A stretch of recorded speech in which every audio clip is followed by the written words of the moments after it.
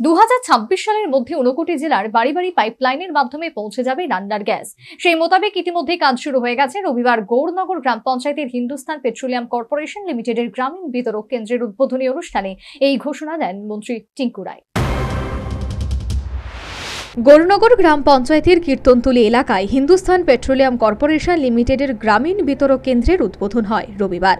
উদ্বোধনী অনুষ্ঠানের শুরুতেই গো গ্রিন সামাজিক সংস্থার সদস্যদের সঙ্গে মন্ত্রী টিঙ্কু রায় ও রামকৃষ্ণ মিশন আশ্রম কৈলাসহরের সম্পাদক গিরিজানন্দ মহারাজ বৃক্ষরোপণ করেন। তারপর ফিতা কেটে গ্যাস এজেন্সির উদ্বোধন করেন মন্ত্রী টিঙ্কু রায়।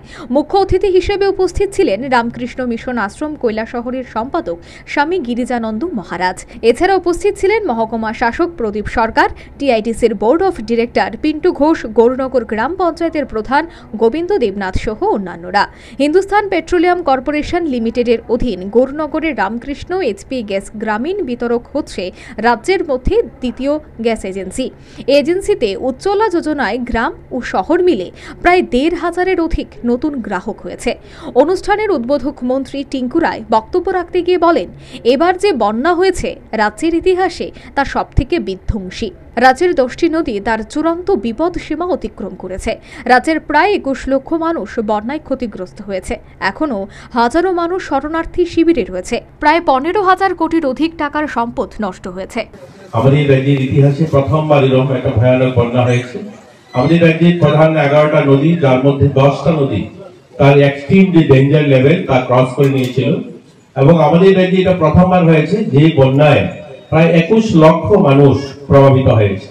আমরা কৈলাসহরে যারা বসবাস করছি আমরা হয়তো সেটা অনুধাবন করতে পারছি না। মহারাজ বলেছেন যে উদয়পুর, অমরপুর, বেলুনিয়া, সাপুর সহ করবু, কম্পি ওই সমস্ত অঞ্চলে এখনো প্রায় 6,000 লোক রয়েছে যারা শরণার্থী ক্যাম্পে।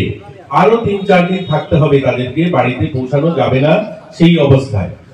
1700 রাস্তা অর্থাৎ পিডব্লিউডি 1700 রাস্তা একদম নিশ্চিহ্ন হয়ে গেছে। রাস্তা এক এক জায়গায় 50-60 মিটার 70 মিটার করে সেখানে রাস্তা উড়ে গিয়েছে। তিনি বলেন, 2016 সালের মধ্যে কৈলাসহরে প্রত্যেকের বাড়িতে পাইপলাইনের মাধ্যমে গ্যাস পৌঁছে যাবে।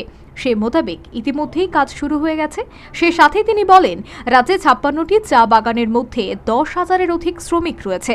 বর্তমান সরকারের আমলে 2,500-এর অধিক বাগান শ্রমিকের হাতে জায়গার পাট্টা তুলে দেওয়া হয়েছে।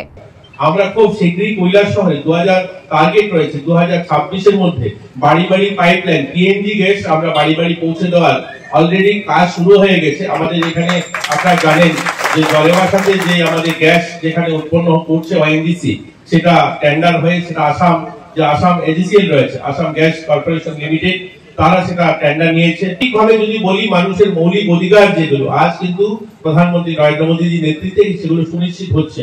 মানুষ সেগুলো আজ উপভোগ করছে, তারা ভাবতে শুরু করেছে যে আমরা এই রাজ্যের নাগরিক। এখানে আমাদের প্রধানমন্ত্রীজির নেতৃত্বে, এই রাজ্যের মানিক সরকার নেতৃত্বে আজ আমরা 2,500-এরও বেশি পরিবারকে ইতিমধ্যে মাত্রই অল্প কদিনে আমরা তাদেরকে জমি পাট্টা। অনুষ্ঠানে অন্যান্যদের মধ্যে রামকৃষ্ণ মিশন আশ্রম কৈলাসহরের সম্পাদক স্বামী গিরিজানন্দ মহারাজ বক্তব্য রাখেন। এদিন অনুষ্ঠান শেষে আনুষ্ঠানিকভাবে 5 জনের হাতে উজ্জ্বলা যোজনায় নতুন গ্যাসের কানেকশন তুলে দেন অনুষ্ঠানের অতিথিরা। Bureau report, news vanguard.